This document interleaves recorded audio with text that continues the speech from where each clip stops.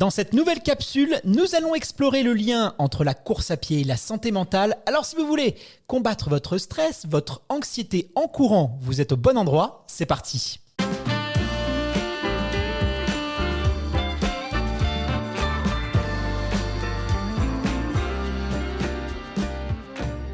Bonjour à toutes, bonjour à tous, soyez les bienvenus dans notre nouveau format, la capsule santé. Et aujourd'hui, nous vous proposons un épisode spécial consacré à l'optimisation de la santé mentale, parce qu'il ne faut pas l'oublier, la santé mentale, elle est tout aussi importante que le reste.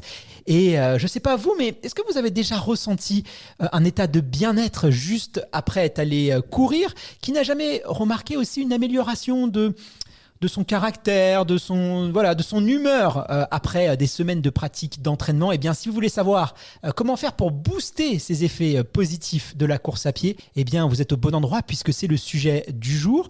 Et pour nous aider à voir la vie en rose, j'ai le plaisir d'être accompagné par le docteur Marine L'Orphelin, médecin, autrice du livre En pleine forme, publié aux éditions Marabout et pratiquante assidue de la course à pied puisque elle est toute récemment finisheuse du marathon de New York. Marine, merci beaucoup d'avoir accepté notre invitation et de participer à ce nouveau programme. Comment est-ce que ça va quelques semaines après ton marathon? Pas trop mal aux jambes? Déjà, merci beaucoup de me proposer de participer à ce format que je trouve hyper intéressant et je vous écoute très régulièrement. Donc vraiment, ça me fait extrêmement plaisir.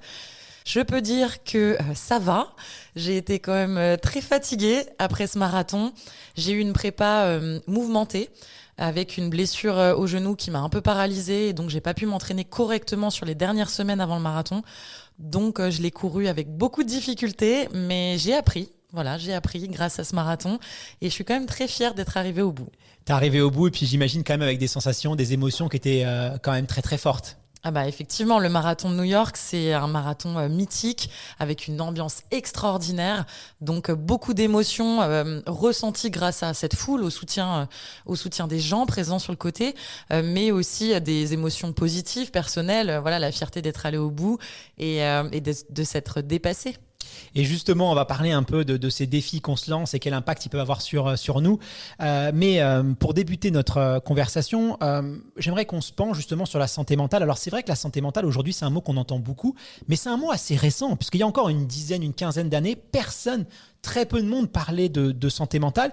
Et aujourd'hui, je ne veux pas dire que c'est un mot à la mode, mais même si c'est tant mieux que ce soit un mot à la mode, je vais dire, parce que plus on en parle, mieux c'est. Mais c'est vrai que c'est devenu un mot un peu valise. Est-ce que tu peux nous aider peut-être à nous expliquer ce qu'il y a derrière la santé mentale d'un point de vue peut-être un petit peu plus médical?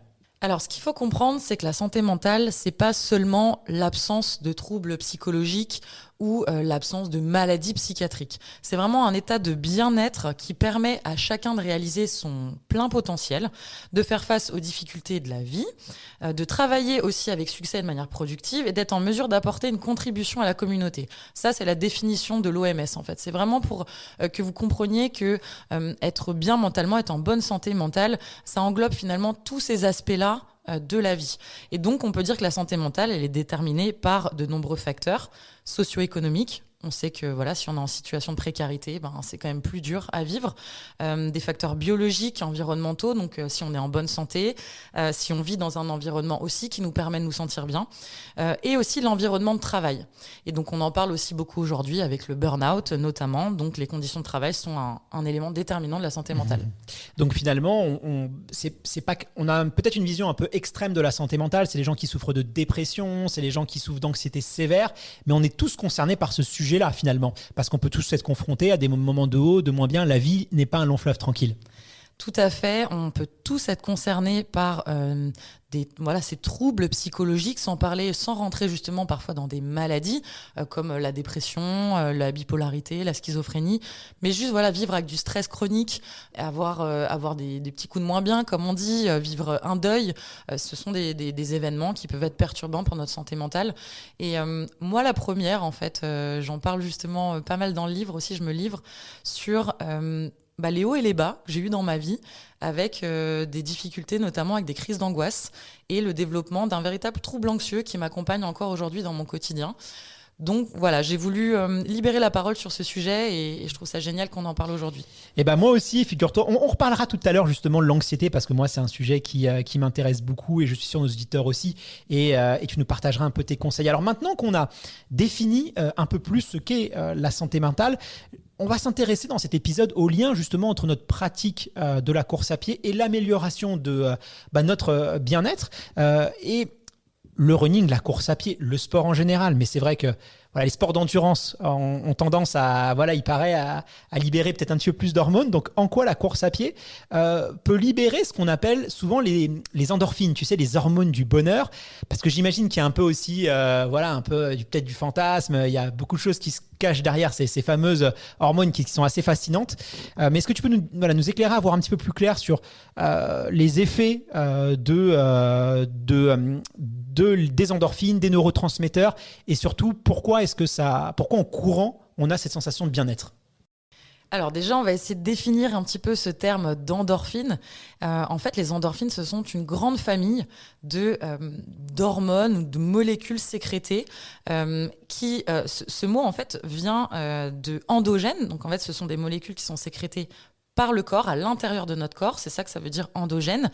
Et de la combinaison avec morphine, parce qu'elles ont un effet antalgique, antidouleur, comme la morphine. Et donc, en fait, on a effectivement compris au fur et à mesure des années que l'exercice physique relargue du coup ces endorphines, donc vraiment une grande famille de molécules, avec particulièrement 2 types de molécules à l'intérieur, ce qu'on appelle endocannabinoïdes et des molécules dérivées des opioïdes. Bref, en gros, endocannabinoïdes, ça ressemble à cannabis. On l'entend en fait dans le mot. Et donc, ces molécules-là, elles vont avoir un effet similaire à celui d'une drogue. Donc, une diminution de la douleur, une sensation de bien-être, un peu de planer, de l'euphorie parfois, et enfin, une diminution de l'anxiété, ce qu'on appelle l'anxiolyse. Et donc, il y a pas mal d'études en fait sur ce sujet des endorphines qui montrent qu'effectivement, une activité physique régulière, une activité physique intense peut libérer ces fameuses endorphines et donc participer à notre bien-être.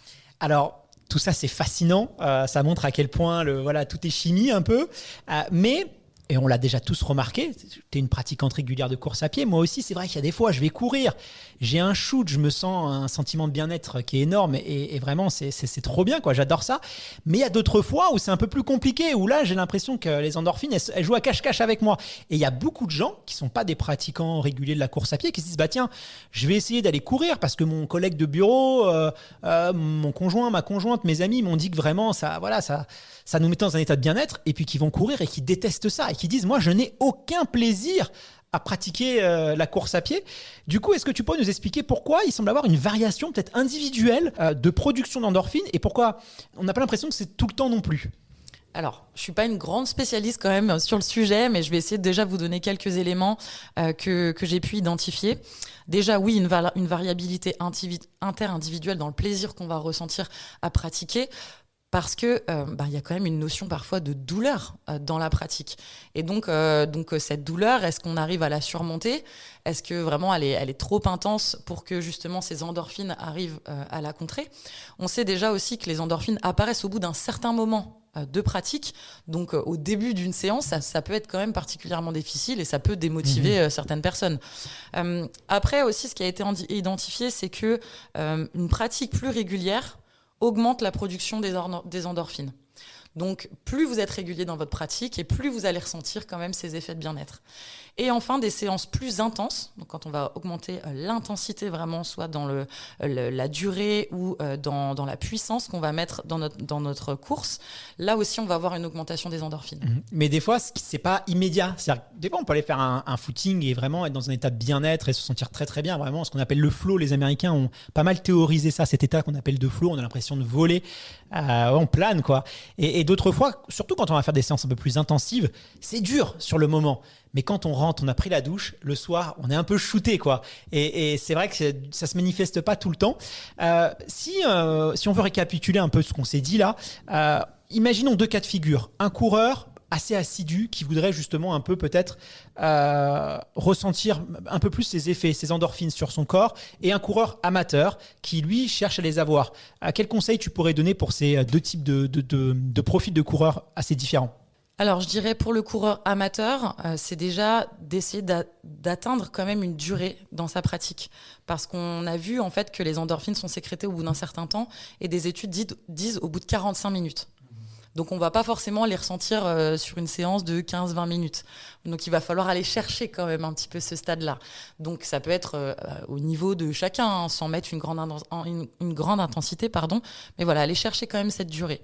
Et puis, pour le coureur qui, du coup, pratique de manière régulière, eh bien, au contraire, ça va être aller chercher l'intensité, comme je l'ai dit juste avant. Donc, d'essayer de pousser un petit peu plus, avec une séance un peu plus difficile, plus de vitesse ou plus longue.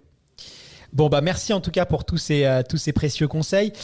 Marine, de nombreuses études ont suggéré qu'une activité physique régulière comme la course à pied peut aussi avoir un impact justement sur tout ce qui est gestion du stress, gestion de l'anxiété, peut aussi servir de prévention aussi pour les états dépressifs, ou peut faire partie aussi d'un processus d'amélioration de la qualité de vie pour les personnes qui souffrent de dépression. Tu nous disais en introduction tout à l'heure, et tu en parles dans ton livre justement, sur toi, les troubles anxieux que tu peux avoir. Alors j'ai envie qu'on insiste un petit peu sur ça, parce que l'anxiété, c'est souvent confondu avec le stress, et on n'a pas vraiment de définition exacte de ce qu'est l'anxiété. Est-ce que tu peux nous parler un peu plus de cet état et peut-être ton expérience personnelle, et nous dire si toi, le sport est justement une solution que tu as trouvée pour pallier à ce problème? Le stress, déjà, c'est un mécanisme normal à la base.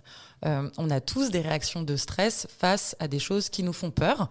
Et cette réaction du corps, cette production de stress est liée à la production de certaines hormones qui vont mettre en alerte un peu notre corps pour qu'on soit capable de réagir plus vite à un danger, à une peur. Donc le stress, finalement, on en parle beaucoup de manière négative, mais finalement, c'est aussi quelque chose de positif qui peut nous aider à être plus concentrés, à être plus réactifs, à être plus réveillés aussi. Donc je pense que déjà, il faut arriver aussi de temps en temps à voir le stress aussi d'une manière positive, à l'aborder d'une manière plus positive. L'anxiété, par contre, c'est quand on subit un stress de manière chronique qui va s'installer dans notre quotidien et qui va en fait engendrer des réactions d'anticipation chez la personne qui est constamment stressée. C'est-à-dire que la personne qui est anxieuse, qui souffre d'anxiété chronique, va avoir peur d'avoir peur. Et donc, elle va mettre en place des mécanismes de défense pour éviter d'être dans des situations qui l'inquiètent et qui lui font peur. Donc, ça veut dire, par exemple, si on commence à être stressé dans des lieux publics, ça veut dire parfois développer une agoraphobie. Avoir peur après d'aller dans ces lieux publics parce qu'on a peur de sentir cette peur et de se retrouver dans une situation de panique au milieu de tout le monde. Donc, quand on vit avec de l'anxiété, on est constamment en fait en train d'anticiper et de penser à ces choses qui nous inquiètent et qui nous stressent. En fait, tout va bien, mais on se dit, imagine qu'il arrive ceci, imagine qu'il arrive cela. C'est le marathonien qui va... Tout va bien, mais il va se dire, mais si je me blesse, si je tombe malade. Et en fait, c'est comme ça après qu'on peut avoir certains troubles qui viennent se mettre. Exactement, avec des symptômes aussi quand même dans le quotidien, avec des symptômes de stress qu'on connaît tous, des palpitations. Tachycardie, tachycardie. Insomnie, bien sûr. Exactement, beaucoup de troubles du sommeil. Renfermement sur soi aussi, ça peut... Exactement, isolement social, tout à fait. Alors... Toi, le sport, est-ce que tu as vu quand même un effet positif? Est-ce que tu penses que ça a eu un impact? Parce qu'on sait, j'en parle parce que on sait qu'il y a une surreprésentation chez les sportifs de ces troubles anxieux, parce que c'est aussi un peu une forme d'automédication des fois, et qui vont vers le sport. Les personnes qui nous écoutent peut-être se sont identifiées sur certaines choses que tu as dit, et ils vont vers le sport justement pour... peut-être de manière même inconsciente, parce que ça leur fait du bien. Est-ce que toi, tu as remarqué quelque chose par rapport à ça avec ton expérience personnelle? Mais c'est exactement ça. Je fais partie de ces personnes qui se servent du sport pour aller mieux, en tout cas pour aller mieux mentalement, psychologiquement. Moi, à travers mon cursus, à travers mes études médicales, j'ai eu beaucoup de stress, de moments où je devais passer des concours. À côté, j'ai eu une vie médiatique bien remplie, avec un planning très très chargé, où je dormais pas beaucoup. Et j'ai commencé à développer en fait cette anxiété, alors que j'avais arrêté le sport, j'avais plus le temps, je prenais plus le temps.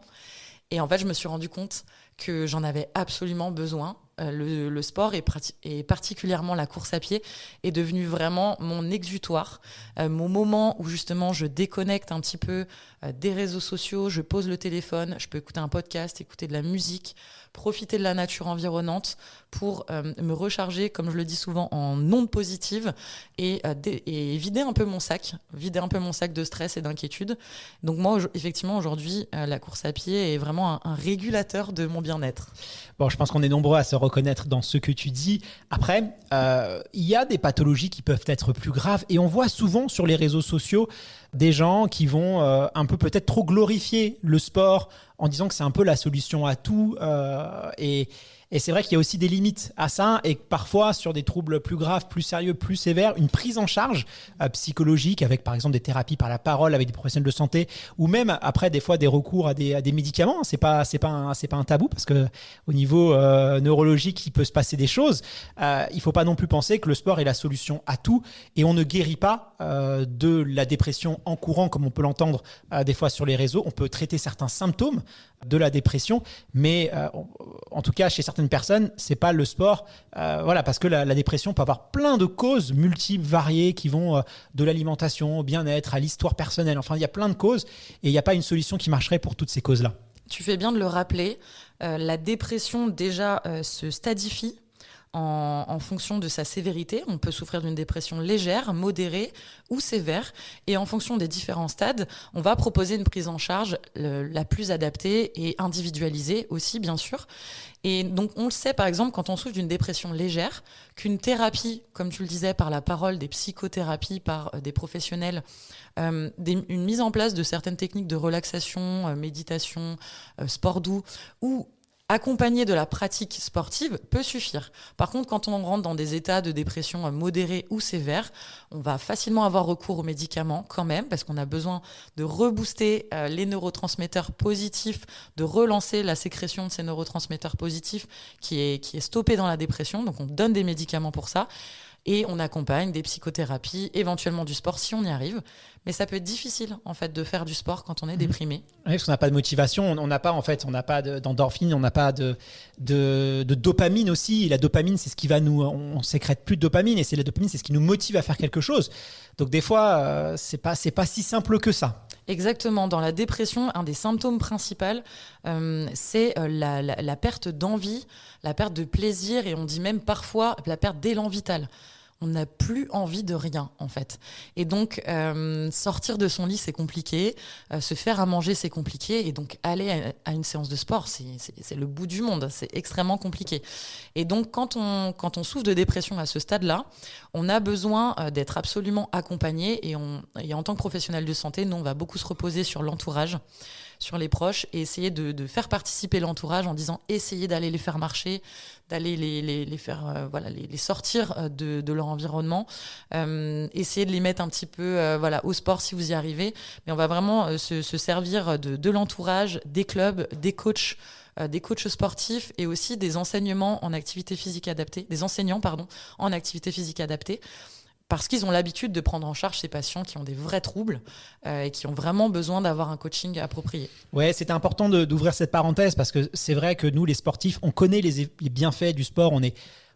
Quand on pratique du sport, on voit un peu la motivation, l'estime de soi, la confiance en soi. On va en parler tout à l'heure justement. Et donc, on a envie de partager un peu ça. Mais des fois, on est déconnecté avec la réalité d'une personne qui souffre de dépression. Et souvent, dès que ça touche le cerveau, les médicaments, c'est souvent mal vu, tu vois. Alors qu'on va jamais reprocher à un diabétique de prendre de l'insuline ou à une personne qui souffre du cœur de prendre des médicaments pour son cœur. Mais dès que ça touche le cerveau, en fait, il y a une espèce de tabou. On ne sait pas trop pourquoi. Et des fois, on peut avoir des réactions, même si les antidépresseurs, il y a plein d'études sur est-ce que ça guérit ou pas, mais en tout cas, tout ce qui est au niveau de la dopamine, on sait quand même qu'aujourd'hui, on a des molécules qui sont capables d'améliorer, justement, donner cette envie à la personne, de ne serait-ce que sortir de son lit, d'ouvrir ses fenêtres parce qu'on en est là. Donc, il faut aussi des fois faire attention à ce qu'on peut dire et être peut-être un peu plus dans l'empathie, dans l'écoute, de comprendre ces situations-là. Et le sport n'est malheureusement pas la solution à tout. Le message est j'espère passé. Alors, j'aimerais qu'on parle un peu plus. quand on parle de santé mentale, il y a aussi une question d'estime de soi, il y a aussi une question de confiance en soi. C'est pas seulement hormonal, il y a aussi un travail sur le long cours qui va s'opérer. Et j'ai remarqué que peut-être la première étape, c'est d'aller courir. Ça, c'est déjà le premier pas. Mais j'ai remarqué que beaucoup de personnes, le fait de se lancer un défi, alors ça peut être un défi de courir 20 km sans s'arrêter, ça peut être de faire un 10 km en compétition, un semi-marathon, un trail, un marathon, mais le fait de se lancer un défi et de se préparer à ce défi-là, et ben là on va avoir quelque chose qui va être encore plus boosté au niveau justement de la confiance en soi, l'estime de soi, de se rendre compte des capacités de notre corps. Combien de personnes ont dit mais moi je me sentais incapable de courir un marathon, on m'aurait dit il y a 5 ans tu vas courir un marathon, j'aurais dit mais c'est impossible, je peux même pas courir 3 km, et ils y sont parvenus. Est-ce que justement, en termes de confiance, d'estime de soi, les défis, l'accomplissement, c'est quelque chose qui va jouer? Moi, j'ai remarqué ça. Qu'est-ce que tu en penses, toi, qui as fait un marathon aussi? Je suis d'accord avec toi sur tous les aspects que tu viens de mentionner. Ça a été aussi étudié, analysé, et effectivement, il y a beaucoup d'effets psychiques de la pratique physique, notamment ce sentiment de confiance en soi. Ils appellent ça dans les études d'efficacité personnelle. En gros, d'avoir réussi en fait à tenir un planning d'entraînement, n'avoir pas abandonné et d'être allé au bout de son défi personnel. Et pour certaines personnes, le défi commence déjà en reprenant la course à pied ou en courant 5 km. Et je le vois, ces personnes-là qui étaient très sédentaires ou qui n'avaient jamais couru, qui ne savaient pas comment faire, ressentent déjà tellement de bénéfices en fait à courir ces 5 km qu'après voilà, ils se prennent au jeu tout simplement, et puis ils ont envie de progresser. Et je crois que quand on est, moi personnellement, j'ai besoin des objectifs pour apprendre à mieux me connaître physiquement, apprendre à mieux me connaître mentalement aussi, parce que quand on se met un peu en difficulté sur un objectif de longueur, de durée, on va aller chercher des ressources en soi qu'on n'imaginait pas en fait. Moi, j'ai découvert ça là, voilà, récemment sur le marathon, un peu sur le trail aussi, même si pour l'instant, j'ai pas fait beaucoup de trails très longs. Mais quand même, quand on fait de la montée pendant des heures et des heures et que on sait qu'il y en a encore plusieurs derrière qui arrivent, je trouve que voilà, ça permet de renforcer vraiment son mental et d'accepter en fait, d'accepter un peu la douleur, d'accepter un peu la souffrance, et après dans la vie quotidienne, d'accepter en fait qu'il y a des moments où ça va pas, et de se dire en fait j'ai les ressources pour surmonter ces difficultés. Et on peut avoir développé ces ressources grâce au sport.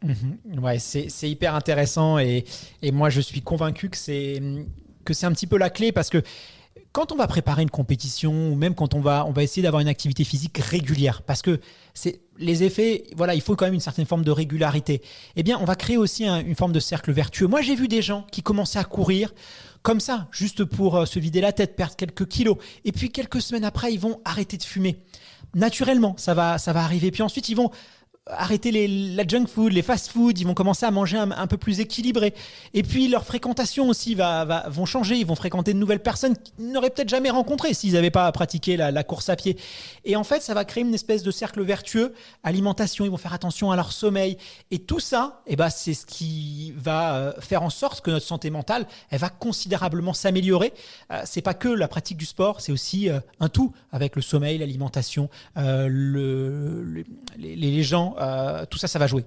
Complètement. En fait, si on se met à pratiquer un sport avec, comme tu le disais, de la régularité et une envie, un objectif, on va forcément en fait devoir adapter tout le reste de notre mode de vie pour atteindre ces objectifs, parce que quand on dort pas assez, on se rend vite compte que sa séance de course à pied derrière, elle est moins simple, elle est moins facile, on a plus de douleur, on n'a pas envie. Alors que quand on dort mieux, on récupère bien, et derrière, forcément, on est plus en forme pour ces prochaines séances. On va se mettre aussi, bien sûr, à manger mieux, parce qu'on a besoin de bons nutriments pour prendre soin de ce corps.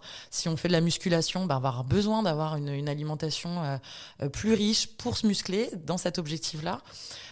Et voilà, la cigarette, c'est encore, par exemple, un autre lien vertueux de la mise en route de l'activité physique, parce qu'aussi, comme on le disait juste avant, on a réussi à renforcer nos capacités de prise de décision, notre confiance en nous, et donc on sent on est confiant aussi pour arrêter de fumer. Donc je trouve que vraiment la mise en place d'une activité physique régulière, voire la course à pied si on aime ça, peut réellement impacter toute notre santé mentale, mais aussi physique, et nous permettre d'atteindre un bien-être global. Il y a aussi un point sur lequel j'ai envie d'appuyer, c'est la dimension sociale. Parce que c'est vrai qu'on reproche souvent, on dit souvent, et c'est la réalité, le running est un sport individuel.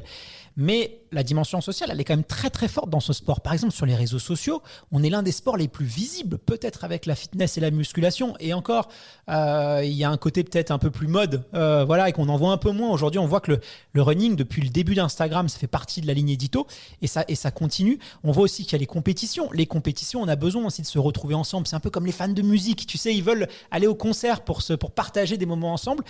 Et c'est vrai que cette dimension sociale, elle est souvent peut-être un petit peu négligée. Mais on reste, en tant qu'humain, en tant qu'homme avec un grand H, des êtres sociaux. Et parfois, on peut se dire, ouais, mais moi, je suis un solitaire, je suis ci, je suis ça. Mais cette connexion aussi, ce lien social avec les autres, c'est important pour des fois se motiver. Quand il pleut, qu'on sait qu'on est attendu par des amis, c'est quand même beaucoup mieux. Faire des fois l'effort d'aller dans un club, parce que des fois on se dit ouais, mais il y a que des champions, moi j'ai pas ma place. C'est faux, je peux vous le dire. Dans les clubs, vous avez vraiment de tous les âges, tous les niveaux, et de faire cet effort un peu social, c'est quand même bien. On rencontre de nouvelles personnes, ça nous motive, et souvent c'est quelque chose qui est un peu trop négligé. Et je pense que les gens, en essayant de plus se connecter, ils vont avoir une pratique plus durable. Moi, j'ai remarqué que les gens en club, c'est des gens qui pratiquent 5, 10, 15, 20 ans, par rapport à des gens qui ont une pratique solitaire, qui souvent, au bout d'1 an, 2 ans, arrêtent. Et donc, la dimension sociale, elle est importante pour la santé mentale. Il ne faut pas l'oublier. Il ne faut pas l'oublier, la course à pied, c'est vrai, est vue comme un sport individuel, mais ça dépend en fait de la manière dont on souhaite la pratiquer. Moi, par exemple, j'aime bien justement cet aspect social de la course à pied. J'essaye de m'entraîner avec des amis. Donc il faut trouver effectivement des personnes qui ont envie de s'entraîner aussi et qui ont à peu près le même niveau. Et encore, quoique, on peut aussi y aller avec quelqu'un qui court moins vite ou qui n'a pas le même niveau et passer un super bon moment. Et je me suis rendu compte effectivement de l'engouement, de l'énergie positive, des belles rencontres qu'on peut faire sur les courses. Extraordinaire. Moi, j'ai enrichi en fait mon cercle d'amis depuis que je fais de la course à pied. C'est quand même assez fou. Et si on revient du coup au sujet de la santé mentale, bien évidemment, l'isolement, c'est un facteur favorisant de troubles anxieux, de dépression, voire même de déclin cognitif chez la personne âgée, et même d'apparition de pathologies comme la démence, comme Alzheimer. Donc en fait, entretenir du lien social permet réellement d'entretenir sa santé mentale et son bien-être global. Donc tu l'as dit, mais on peut inviter tout le monde à rejoindre des clubs, à pratiquer la course avec des amis, avec la famille, s'inscrire à des courses, parce que ça permet justement de créer ces moments de rencontre. Et voilà, c'est un super sport. Il faut pas hésiter à franchir le pas. Et puis en plus, avec le trail, tu as même une dimension famille, parce que des fois, il y a l'assistance, il y a le soutien. Et du coup, la famille aussi devient acteur de notre pratique sportive. Et ça, c'est très, très apprécié. Alors, on l'a vu, Marine, l'engagement dans le sport, il peut être extrêmement gratifiant. Mais est-ce qu'il n'existe pas aussi... est-ce que des fois, le sport va pas un peu trop loin ? Parce que moi-même, qui suis un grand pratiquant de la course à pied, qu'à l'époque, je pouvais même courir 120, 130 km par semaine, faire 8, 9 entraînements. Voilà, quand on est dans la compétition, ça va assez vite. Et des fois, les gens me disaient, mais Guillaume, t'es accro, t'es dépendant au sport. Est-ce qu'il n'y a pas aussi une forme ? On a parlé tout à l'heure, on a dit des mots un peu cannabis, morphine. Est-ce qu'il n'y a pas aussi un risque de devenir accro, dépendant à la pratique sportive ? Tout à fait, parce que comme on l'a dit, les endorphines font du bien et on peut devenir accro à ces molécules-là, mais aussi à ce boost de confiance en soi, ce boost d'adrénaline qu'on va ressentir à chaque fois qu'on va se dépasser. Et donc oui, on peut le dire, le sport, et particulièrement les sports d'endurance, les sports masculins, et donc beaucoup la course à pied, peuvent entraîner une addiction qu'on appelle la bigorexie. C'est l'addiction au sport. Et donc, comme toute addiction, on va voir en fait le développement d'une dépendance physique avec des véritables symptômes de manque si on ne pratique pas. Donc ça va être une irritabilité, des tremblements, des troubles du sommeil et aussi une dépendance psychique, c'est-à-dire qu'on va avoir du mal en fait à se détacher de cette pratique avec des conséquences sur notre vie quotidienne en fait, familiale, professionnelle. Donc en fait c'est quelqu'un qui va refuser d'aller à l'anniversaire de son enfant. Du mariage des fois même. Hein. D'un mariage parce qu'il a une séance de course à pied. C'est quelqu'un qui ne va pas entendre quand on lui dit qu'il est dans l'excès. Donc voilà, il y a quand même vraiment une pratique excessive en termes de nombre de jours de pratique dans la semaine, d'heures de pratique. On est quand même dans un volume d'entraînement conséquent et la famille va s'en rendre compte. Et la famille va commencer à alerter cette personne. Mais cette personne ne va pas être capable de l'entendre. Ça va même l'énerver. Il y aura du déni. Il y a du déni et il y a effectivement un gros risque de blessure parce qu'on va pousser en fait son corps au-delà de ses limites physiques avec très peu de récupération entre les entraînements et donc un fort risque de blessure, un risque de TCA, de troubles des conduites alimentaires parce qu'on peut moins manger pour justement améliorer ses performances, on veut perdre du poids ou au contraire on va se restreindre sur certains types d'aliments. Ou à trop faire attention aussi à vraiment contrôler tout ce qu'on se mange, pas forcément être dans la privation, Exactement. mais aussi vouloir des produits spécifiques, tout contrôler, les nutriments et ça c'est aussi un trouble alimentaire, un peu moins connu que l'anorexie mais ça existe vraiment. Complètement, tu as tout à fait raison et ce qui va engendrer un isolement social, professionnel, on n'ira pas au resto, on n'ira pas au mariage, tout ça.